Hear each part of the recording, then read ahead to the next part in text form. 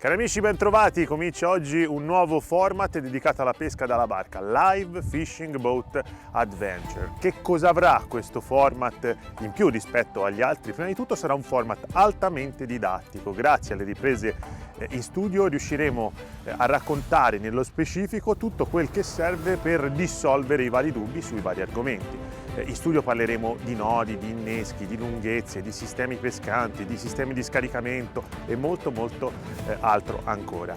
E poi live fishing boat, e cioè ogni azione di pesca in barca chiaramente verrà raccontata live, cioè attraverso 5 telecamere posizionate strategicamente e che riprenderanno a ciclo continuo. Quindi tutto sarà raccontato totalmente live.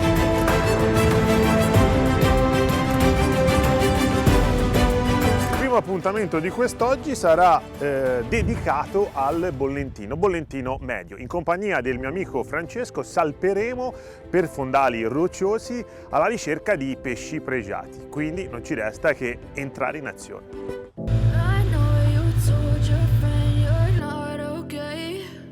Entriamo subito nel vivo dell'azione di pesca, quella che si svolgerà a bordo.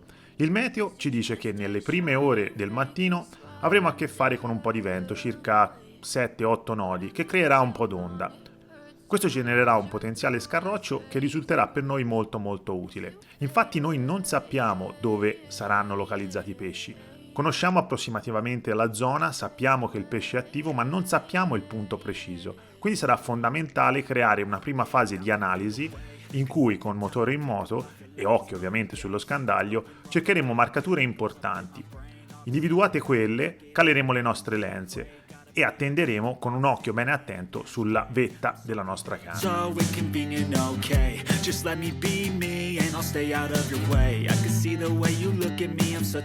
Quando capiremo che avremo a che fare con un piccolo banco di tenute, sarà il momento di fissare il punto sul GPS.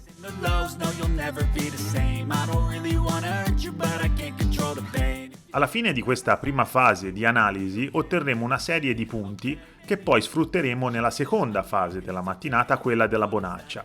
In questa seconda fase vogliamo assolutamente ormeggiarsi, così da riuscire a pescare perfettamente a perpendicolo sotto la barca e soprattutto riuscire a pasturare.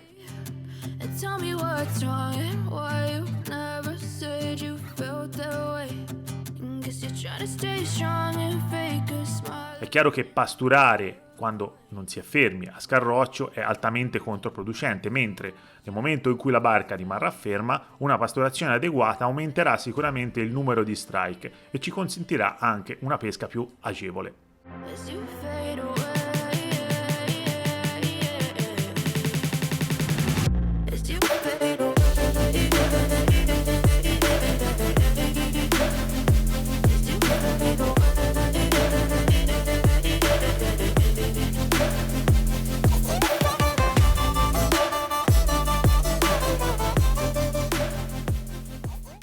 In questi appuntamenti di Live Fishing Boat Adventure di primissima importanza sono gli angoli tecnici e partiamo con una parte didattica che sta a cuore a molti degli appassionati che seguono questo tipo di format, e cioè la lenza. Partiamo dalla parte più calda, cioè le differenze di lenza che sono state messe in campo, che vengono messe in campo in questa avventura dai due pescatori. Io pesco in un certo modo e Francesco sceglie di pescare in un altro modo. È voluta questa cosa, quando si pesca in due è sempre una buona soluzione optare per un approccio diversificato, così da individuare velocemente la lenza che renderà di più rispetto a una lenza che renderà di meno. Quindi andiamo a descrivere nello specifico le tipologie di lenza che abbiamo messo in azione. Lenza lunga per me, lenza un po' più corta per Francesco. Comunque stiamo parlando di lenze piuttosto long. E in particolare la mia è strutturata con una lunghezza di braccioli di 60 cm, quindi 3 braccioli da 60 cm, 60, 60, 60. un sistema pescante che punta molto sullo scaricamento delle torsioni, perché più il bracciolo è lungo, questa è una regola generale del bollentino, più il terminale è sottile e più sarà necessario un efficace sistema di scaricamento delle torsioni. Sveliamo un segreto: è meglio la girella, è meglio la tecnosfera? È un argomento complesso che sintetizzeremo in dei dati oggettivi, e cioè la girella va benissimo, la girella semplice montata sul trave, ma io lo consiglio, è un'impostazione mia, per diametri di terminale rapportato chiaramente al trave anche piuttosto importanti. Io consiglio dallo 0,30 in poi, quindi se mettete dei braccioli che sono dello 0,30, allora dallo 0,30, 33, 34, 40 sarà molto indicata anche la girella per lo scaricamento della torsione. Se nel nostro caso invece andremo a utilizzare dei terminali più sottili come lo 0,20, 22, 21, comunque al di sotto dello 0,30, il sistema di scaricamento delle torsioni più efficace per la costruzione di una lenza a bollentino in generale, ma quando abbiamo dei braccioli lunghi in particolare, è la tecnosfera, cioè la perlina forata a 4. Magari affronteremo un aspetto che in molti avranno già ben chiaro, però è bene, poiché è un format molto didattico, non sorvolare su nessun aspetto e approfondirli tutti. Prendiamo una di queste lenze e vediamo nello specifico la tipologia di scaricamento che andiamo a mettere in campo. Vediamola da vicino questa tecnosfera. Questa è una lenza che tra l'altro è una lenza da gara che io utilizzo, che va benissima anche per le tenute perché è una lenza lunga. Però la mia voglia e la mia volontà è quella di farvi vedere nello specifico il sistema di scaricamento della perlina, come è fissata e di cosa stiamo parlando. Allora, vediamo intanto di isolare la perlina in questo modo. Ora, le peripezie del nostro operatore cercheranno di metterla a fuoco nel migliore dei modi per mostrarla. La perlina forata a 4 è un sistema di perlina con un foro a 90 gradi che permette l'inserimento del bracciolo. Il bracciolo rimane libero di muoversi, tanto poi la parte abbattuta della fine del bracciolo stesso andrà a toccare la perlina e quindi ci consentirà di non perdere il pesce in canna. Buona norma è mettere una perlina di battuta, non utilizzate i nodi del tipo doppio nodo portoghese, queste qua non vanno bene. Un nodo semplice a battuta su perlina con una piccola goccia di colla cianoacrilica ci metterà molto al sicuro da qualsiasi pericolo di rottura. Perché è così funzionale? Perché scarica nella parte, diciamo, in verticale, in questo caso, vedete sto ruotando col polpastrello il bracciolo, quindi scarica in questo modo qui e scarica anche in orizzontale, quindi in due versi. Questo ci garantisce anche durante lunghe discese verso il fondo di non attorcigliare il terminale. Come fissiamo le perline? Anche questo è un argomento trattato e ritrattato, ma come dicevo non lasceremo niente al caso e quindi è opportuno parlarne. La miglior soluzione chiaramente è l'incollaggio con una colla cianoacrilica.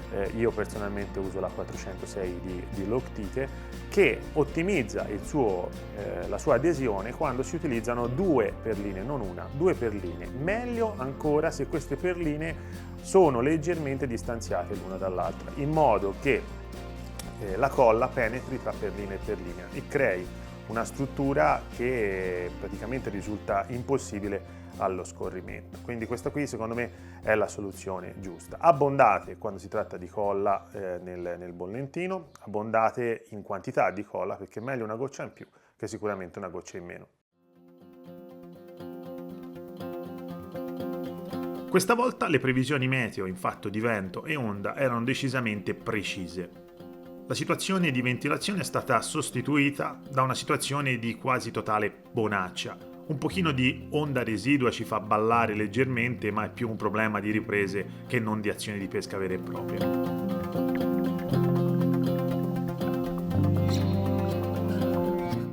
Velocemente inneschiamo il calamaro che dovrà essere organizzato in piccole striscioline. A seconda della taglia del pesce presente decideremo se batterlo con dei martellini oppure lasciarlo così com'è. Quest'oggi, visto che puntiamo alla cattura di tanute di buona dimensione, abbiamo deciso di non batterlo. Pertanto il boccone sarà piuttosto duro, il calamaro non verrà battuto e l'insidia avrà un volume consistente.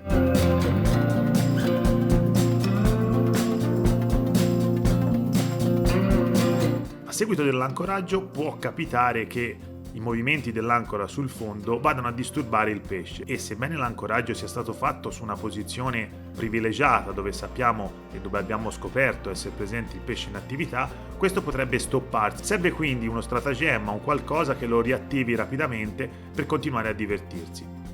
Questo stratagemma è la pasturazione. Con che tipo di pasturazione andiamo a pasturare? Se si tratta di tanute e sappiamo essere presenti solo tanute, l'utilizzo di sfarinati salati ha sicuramente una marcia in più.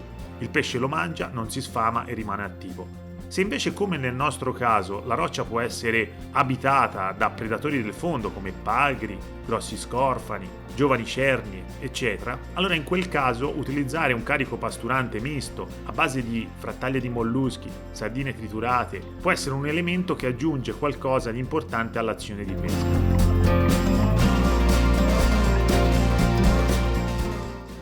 Una nota: se non volete perdere gran parte del tempo di pesca durante le fasi della pasturazione, che chiaramente deve essere piuttosto ciclica e piuttosto abbondante, il consiglio è quello di mettere in campo un mulinello elettrico. Lui si occuperà di cedere e recuperare il filo del pasturatore e soprattutto non finiremo per inciampare nelle decine di metri di filo del pasturatore quando questo verrà recuperato a bordo.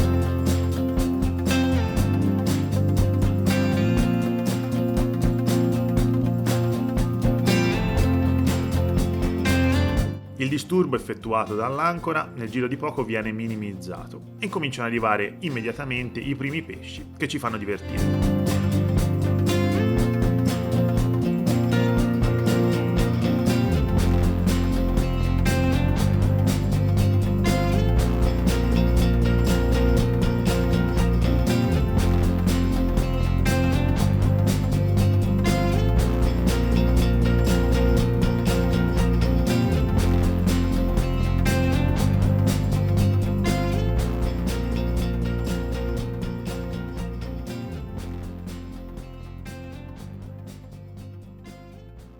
Approfondiamo ancora l'argomento lenze, abbiamo parlato di terminali, abbiamo parlato di lunghezze, della mia lunghezza del sistema pescante, cioè 60 cm per 3, quindi 3 braccioli lunghi 60 cm.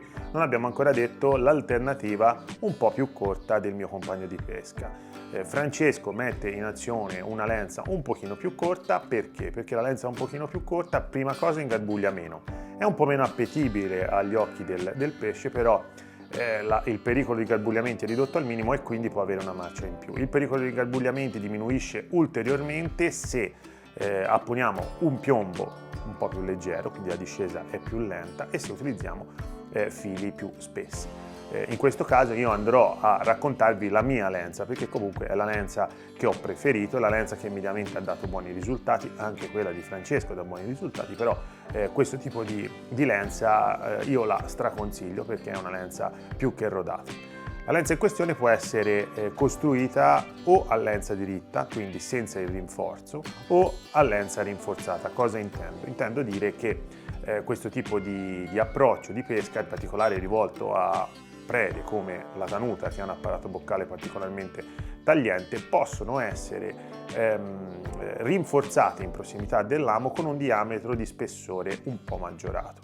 Trattasi di tanute di buone dimensioni e quindi l'approccio giusto è superare per il rinforzo lo 0,30 di diametro, anche uno 0,30, 31, 32 può andare più che bene, 100% fluorocarbon. A tal proposito io utilizzo l'Ultra Strong FC403 SV che mi garantisce una massima tenuta in questo caso. E a cosa serve? Serve perché nel caso in cui il pesce vada a ingoiare completamente il boccone e i denti finiscono per battere sul filo terminale, Se questi denti batteranno su un filo terminale maggiorato, saremo sicuri che non romperanno il filo. In caso contrario c'è la possibilità che il filo venga rotto, quindi lo spezzoncino da circa 2 cm ve lo straconsiglio, soprattutto quando si tratta di pesci come questo spadili.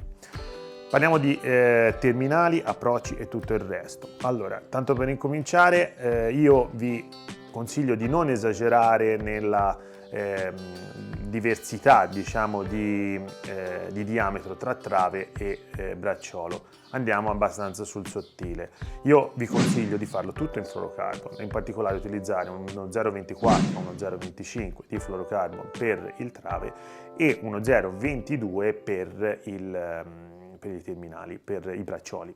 Questo è l'abbinamento giusto, perché molti diranno il trave non è così importante che sia sottile, possiamo utilizzare anche dei travi più spessi, tanto il pesce non lo vede. Non è corretto, perché quando peschiamo in verticale a bollentino, esattamente sotto la nostra barca, il bracciolo andrà a posizionarsi in assenza di corrente molto vicino all'amo, e questo chiaramente ci porterà in una situazione dove il pesce, per andare a mangiare l'esca, si avvicinerà molto al trave e lo vedrà. Quindi andare a scegliere un trave abbastanza sottile può rappresentare una marcia in più molto utile. Quindi l'abbinamento 0,24, 0,25 per il trave e 0,22 per il bracciolo è ottimo. Continuiamo e parliamo di lunghezze. Abbiamo detto 60 cm il terminale, ma quanto c'è di distanza tra una tecnosfera e la tecnosfera successiva quando il bracciolo è da 60 cm? Diciamo che è 80 cm, quindi avremo un esubero di distanza, e cioè una distanza effettiva tra la fine del bracciolo, l'amo e la perlina successiva di circa 20 cm. Quindi avremo una lenza che sarà piuttosto lunga, sarà circa 80, quindi 3 blocchi da 80, 8, 16, 24, sono 2,40 m, e questo ci imporrà l'utilizzo di una canna che dovrà essere abbastanza lunga. Quindi per ottimizzarlo il consiglio è di scegliere canne da circa 3,5 m. Parliamo adesso di ami. Qual è l'amo giusto per questo tipo di pesca? Per la pesca alla tanuta, ma in generale per una pesca che si effettua su una batimetrica piuttosto importante in situazioni di roccia. Un amo troppo leggero, troppo sottile forse andrebbe molto bene per lo spadile, però ci metterebbe a rischio in caso di cattura magari di un bel pagaro. Quindi ci vuole una giusta via di mezzo tra leggerezza e tenacia. Secondo me la giusta via di mezzo è questa gamma di ami che vi straconsiglio, cioè gli ami Shinken, e in particolare la serie 50-355, che è un amo robusto e ha un ottimo rapporto leggerezza resistenza, quindi è un amo che fa al caso nostro. Avendo un'apertura abbastanza larga, questo è il numero 2, vi permette di evitare l'utilizzo del rinforzino, del riportino, cioè del filo maggiorato in prossimità dell'amo, quello 0,30, 0,31, 33, quei 2 cm che andiamo a mettere prima dell'amo, perché generalmente questa forma porta il pesce a non ingoiare completamente l'esca. Quindi se non volete ammattire nella creazione di terminali rinforzati, la scelta di questo amo può essere una scelta importante. Alloggia perfettamente l'esca principe di questa tecnica, e cioè il calamaro battuto, la strisciolina, quindi è esattamente quello che fa al caso nostro.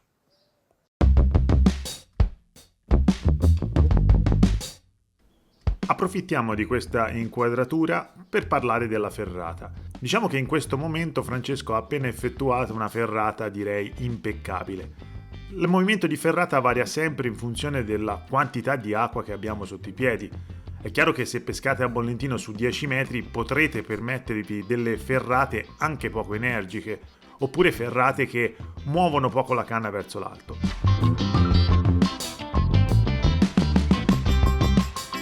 In una situazione come la nostra, su una batimetrica molto importante, la ferrata, oltre che decisa, dovrà spostare la canna molto in alto. Questo consentirà di spostare il filo, azzerare l'effetto molla, che chiaramente aumenta, aumentando il quantitativo di filo che intercorre tra la barca e il fondo, e riuscire così a bucare perfettamente l'apparato boccale del pesce.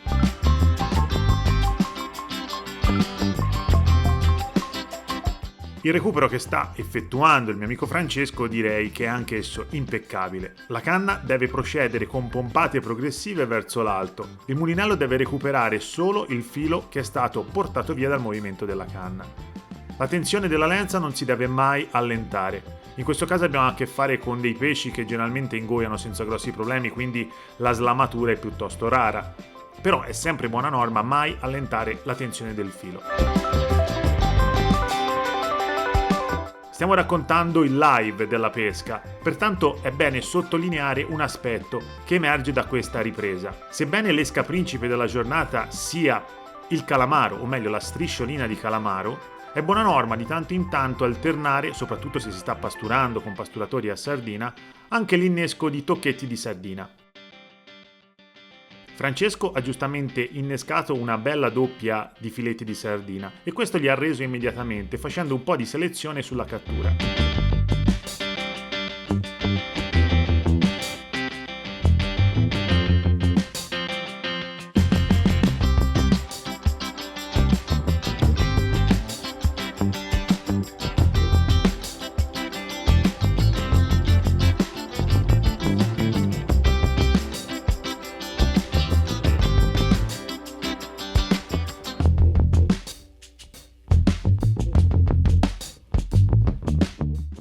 Come volevasi dimostrare, l'innesco della sardina ha avuto decisamente una marcia in più rispetto, in questo caso, all'innesco del calamaro. La mia cala è piuttosto deludente, un pesce di piccola taglia si è fatto beffare dalla strisciolina del mollusco.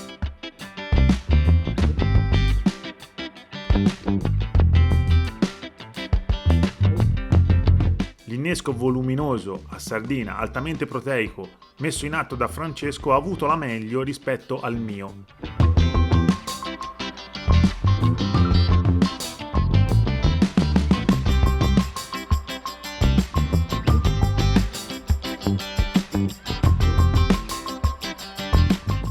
Importantissimo l'aspetto delle attrezzature, le state vedendo nelle riprese live, però è difficile percepire che tipo di attrezzature sono, sebbene si veda perfettamente la piega, che è una piega secondo me molto interessante. Allora, per quel che riguarda la canna in questione è una canna da bolentino energico. Perché? Perché non sappiamo con cosa potenzialmente possiamo avere a che fare e quindi questo aspetto mi impone di scegliere una canna con uno spettro d'azione abbastanza ampio.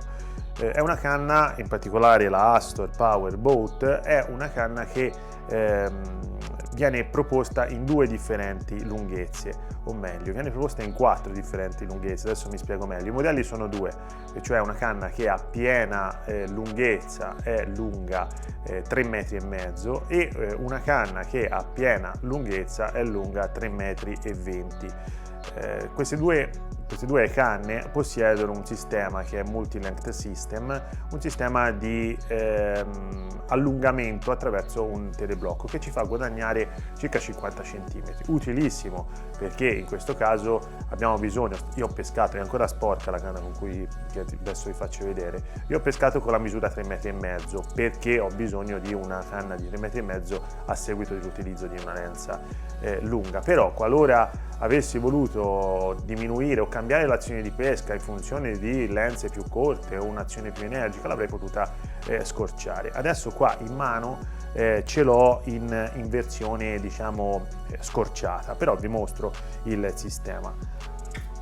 Il Multi-Length System, scusate tutta sporca perché appunto ha pescato e quindi non è una canna che esce da un magazzino di vendita, è una canna che esce dalla mia barca, quindi è giusto che sia sporca anche piena di sale. C'è questo blocco in gomma che si inserisce alla perfezione all'interno del calcio di dimensione maggiorata, presenta anche un controblocco sulla base del calcio che impedisce le vibrazioni del pezzo interno. Molte canne sono terregolabili ma poi vibrano e quindi non ci consentono di pescare bene, e praticamente è secondo me un blocco molto ben realizzato. L'azione di questa canna è una canna che viene proposta per ben 300 grammi, tantissimi, ma si presta alla perfezione, e questo ve lo garantisco, con la vetta giusta all'utilizzo in contesti anche diciamo più light, con 100 grammi, 150 grammi, come appunto stiamo facendo giusto appunto quest'oggi. Ottima per l'utilizzo nel nylon, ottima per l'utilizzo anche dei braided line, come giustamente stiamo facendo quest'oggi, grazie alla componentistica di primissima qualità, 100% Fuji, 100% Fuji Alconite, quindi una garanzia di longevità e anche resistenza degli anelli. La placca è una placca di dimensioni maggiorata, in particolare una placca di stazza 7 che ci consente di inserire mulinelli di grosse dimensioni anche 8000-10000 che nel bollentino possono fare la differenza. Un elemento piuttosto importante che mi sento di sottolineare è la presenza del pomellino in gomma che fa da antiscivolo, ma in questo caso, visto che si tratta di una canna destinata a tirare, viene predisposto anche con una piccola crociera, quindi potenzialmente, oltre a non girare all'interno del portacanne quando è a riposo, questa è una cosa molto utile, può essere anche utilizzata per posizionarlo in caso di attacco durante azioni di pesca, di un tonno alletterato che vi farà stare molto con la canna in piega. 2 pezzi, quindi una canna a 2 pezzi realizzata col miglior carbonio di casa Trabucco, in particolare il CX2 Nano Carbon, quindi un carbonio di primissima qualità con un bassissimo contenuto di resine che garantisce leggerezza e energia. In ultimo ma non ultimo parliamo delle vette, che nel bollentino sono importantissime. Lo studio per la realizzazione delle vette in casa Trabucco nel mondo bollentino è stato particolarmente attento, quindi sia Elasto e Powerboat ma anche la nuova gamma di Antilia presentano delle vette studiate appositamente dai pescatori agonisti della canna natante, i vari campioni che si sono dedicati alla realizzazione di vette perfette, così come si deve. Sono tutte vette in fiberglass, come da perfetta scuola agonistica, non sono vette in carbonio che nel bollentino sono sconsigliate, hanno una disposizione degli anelli impeccabile, colorazioni altamente visibili per ottimizzare chiaramente la visibilità anche in contesti di poca luce, e hanno delle pieghe, che è la cosa fondamentale, studiate per ottimizzare tutte le condizioni di pesca, in particolare tutte le condizioni di corrente, perché ricordiamo che la vetta viene cambiata principalmente per questioni di corrente. Con tanta corrente dovremo pescare con vette un po' più rigide, con poca corrente che ci consentirà di appoggiare il piombo e di mantenere con la tensione della canna la giusta flessione della vetta, potremo utilizzare anche vette un po' più morbide. Le canne in questione dispongono di 2 vette ad azioni diversificate, così ci potete pescare in ogni contesto.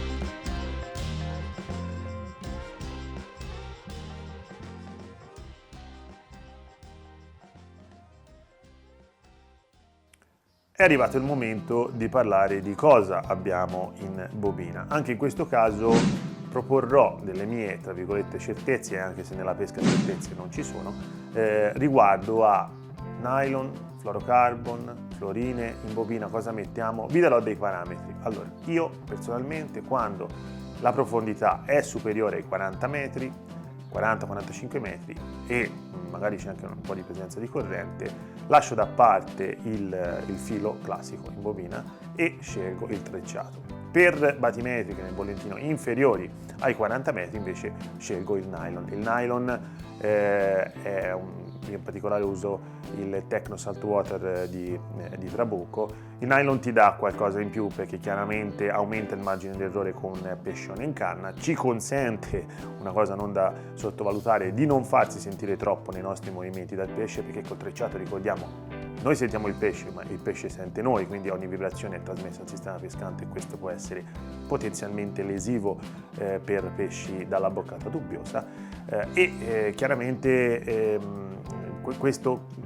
questa bilancia tra costi e benefici è spostata più verso il nylon, quindi quando è possibile peschiamo col nylon. In questo caso, in questa avventura, sia io che Francesco abbiamo pescato entrambi col trecciato. Che tipo di trecciato in bobino io nei miei mulinelli consiglio l'X8 di casa Trabucco, in particolare questo qui è il Pro X8 Extreme, io lo uso veramente da tanto tempo, ve lo straconsiglio perché comunque è un filo rodato. Caratteristica che mi piace moltissimo è il diametro molto circolare, quindi ci dà una marcia in più anche quando c'è presenza di corrente che spinge sul filo. In quel caso la circolarità, la sezione a diametro circolare è un qualcosa di molto importante per finalizzare al massimo l'avventura di pesca.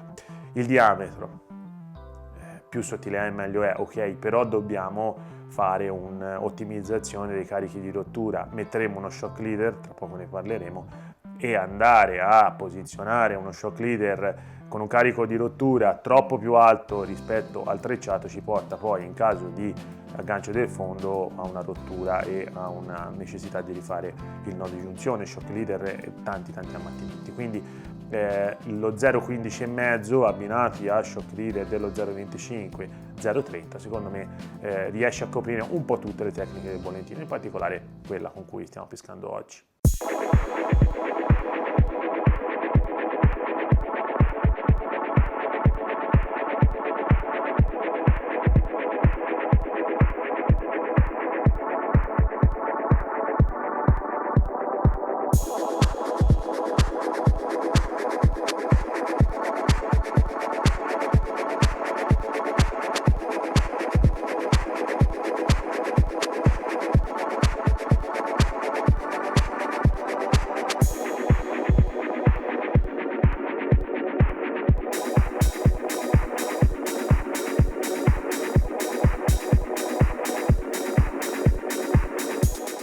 Un altro aspetto importante è lo shock leader, cioè quello spezzone di circa una decina di metri che andremo a posizionare tra la fine del trecciato e l'inizio del terminale. A cosa serve? Serve a dare una sorta di molla al sistema pescante che è molto utile perché la molla riesce a attutire i colpi del pesce, soprattutto nelle ultime fasi del recupero del pesce. Quando abbiamo lo shock leader 10 metri, 12 metri dentro la canna, alla fine abbiamo in mare poca lenza. Questa, anche se si tratta di trecciato, attutirebbe le testate in maniera minima. Con un nylon come quello che vi sto per consigliare, avremo uno shock leader che minimizzerà il pericolo di slamatura perché ogni testata verrà attutita dall'effetto molla del nylon e anche dall'effetto molla della canna che abbiamo in mano. Per lo shock leader, ma per altri usi, per tantissimi altri usi, vi consiglio questo qui che è un nuovo nato del mondo nylon di Trabucco, cioè il Grand Power. Viene utilizzato per la pesca acqua interna, io l'ho provato come shock leader, è veramente una forza incredibile, si presta moltissimo ai vari nodi che si possono creare di giunzione tra il trecciato e il nylon, l'inizio dello shock leader. È un aspetto piuttosto complesso quello del nodo. Quante volte mi è stato chiesto? Tantissime. Qual è il nodo migliore di giunzione per il bollentino tra trecciato e shock leader? È chiaro che noi non siamo degli spinner, quindi non abbiamo la necessità che questo filo, che questa giunzione passi molte volte dentro agli anelli, e soprattutto non dobbiamo avere a che fare con dei lanci, quindi magari un nodo che va bene per lo spinning può andare meno bene per il bollentino. Quindi i nodi per il bollentino poi fondamentalmente sono due, e cioè il tonipena, che però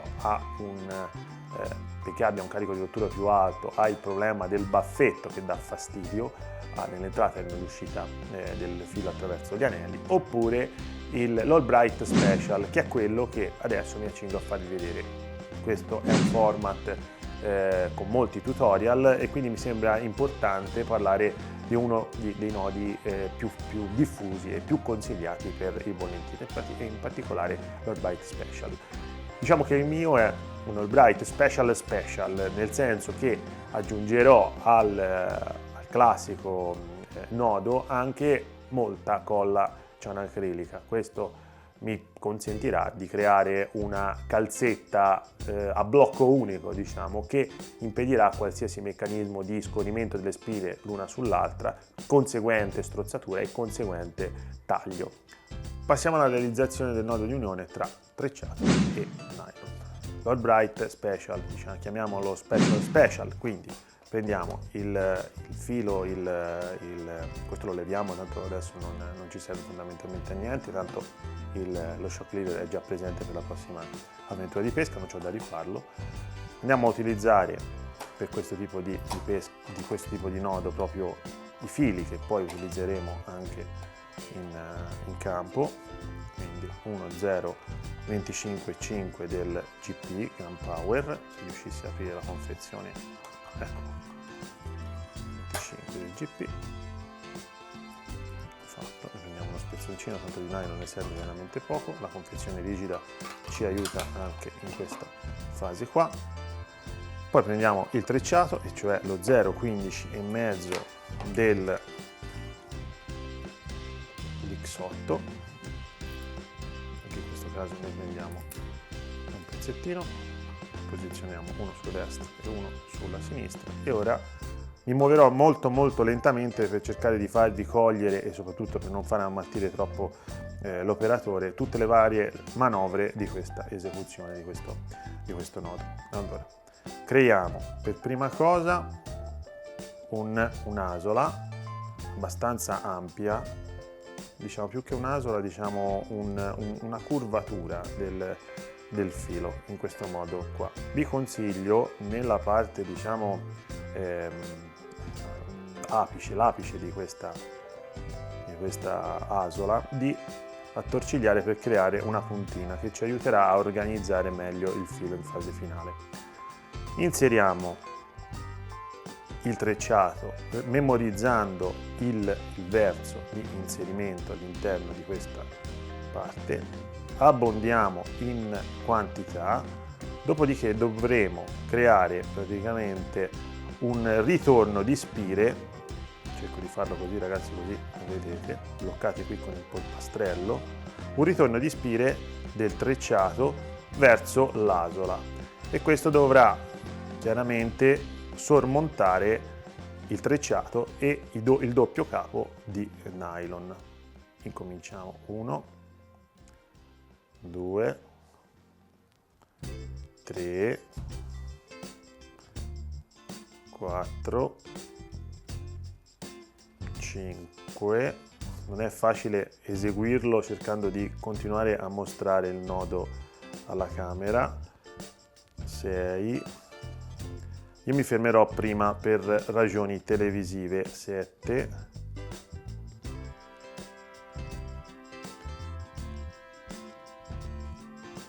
L'operatore mi dice che si vede abbastanza. E 8. Sta venendo malissimo, però spero che riusciate a vedere il tutto. Mi fermo a 8, in realtà il numero giusto di spire è 12. Dopodiché andiamo a inserire il baffo del trecciato nello stesso verso di inserimento dentro l'asola iniziale, e cioè in questo modo qua, così. Allora, non so se riuscite a vedere, spero di sì, confido nell'alta professionalità del mio operatore.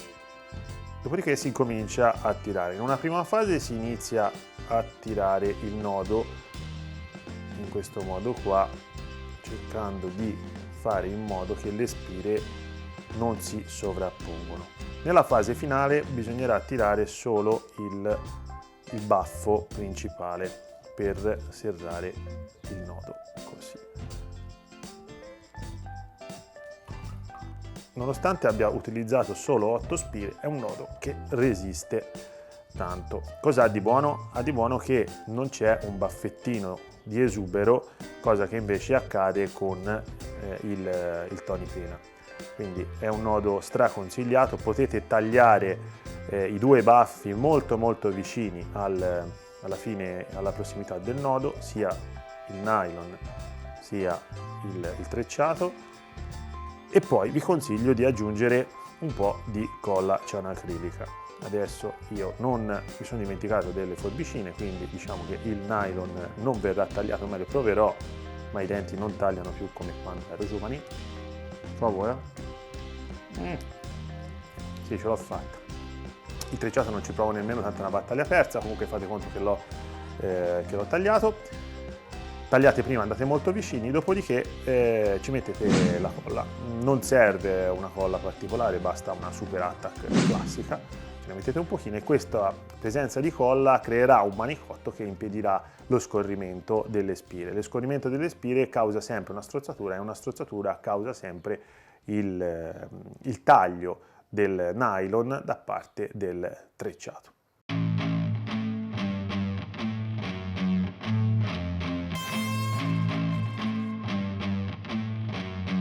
La bellezza del bollentino di alto mare: non sai mai che cosa sta per accadere, non sai mai che pesce sta per mangiare.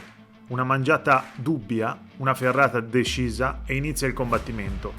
Il pesce in canna è di taglia importante, sta cercando in tutte le maniere di guadagnare il fondo, così da far sfregare i nostri terminali sulle rocce e portarli a rottura.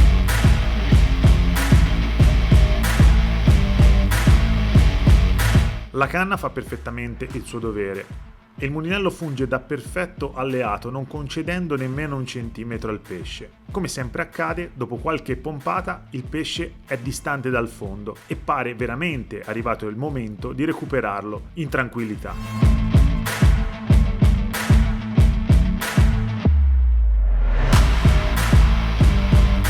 Questo format si chiama Live Fishing Boat.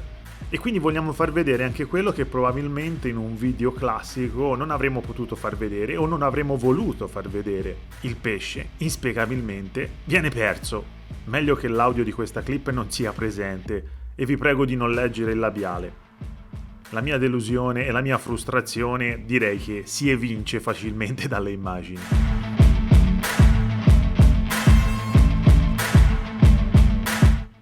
Il pesce non ha strappato, il pesce si è semplicemente slamato, e questo aggrava il nervosismo.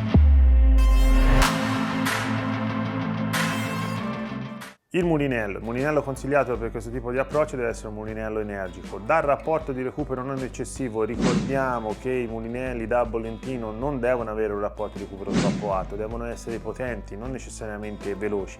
Quindi io consiglio sempre di stare sotto i 5, un mulinello con rapporto di recupero di 5,2, 5,3, 5,4, 5,8 non va bene.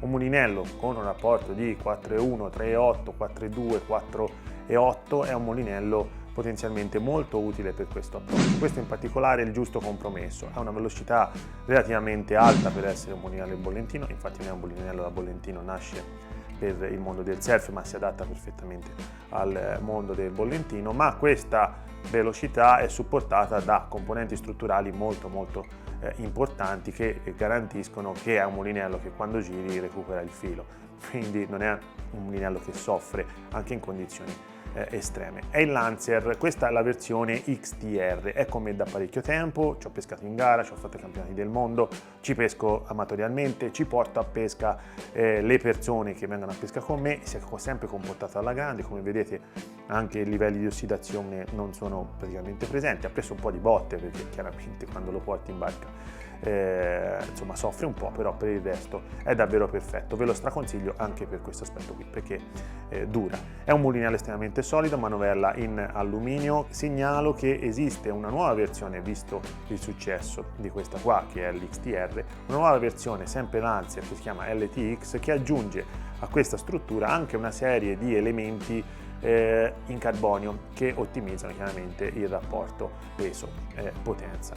Però questo qua io ce l'ho nel cuore e continuerò ad utilizzarlo comunque sempre in commercio. Imbobinatura perfetta, ottima nel caso in cui si decida di imbobinare dei braided, archetto importante, guidafilo importante, tutti elementi che testimoniano che questo mulinello può andare benissimo anche per il bollentino estremo, anche il bollentino ultra strong. Lancer XTR proposto in due misure, 8000 e 6005. Io vi consiglio per il bollentino su batimetriche sopra i 50 metri l'8000, per batimetriche sotto i 50 metri anche il 6005 può andare più che bene.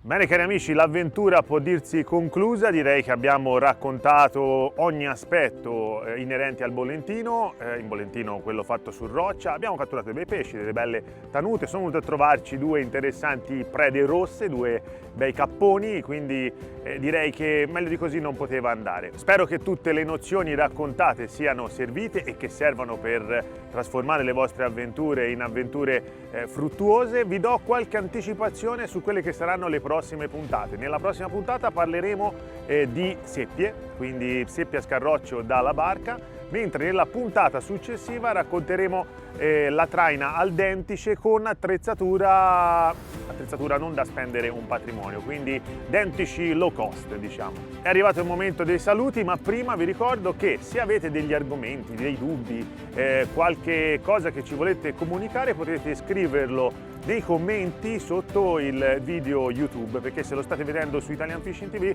questo video poi andrà anche su YouTube e lì potrete chiederci quello che volete, io risponderò e oltre a questo chiaramente potrete proporre degli argomenti. Abbiamo già girato diversi appuntamenti di questo format, però ne dobbiamo girare ancora molti, quindi siamo a disposizione per soddisfarvi. Non vi resta che salutarvi e rimandarvi al prossimo appuntamento di pesca con Live Fishing Boat Adventure.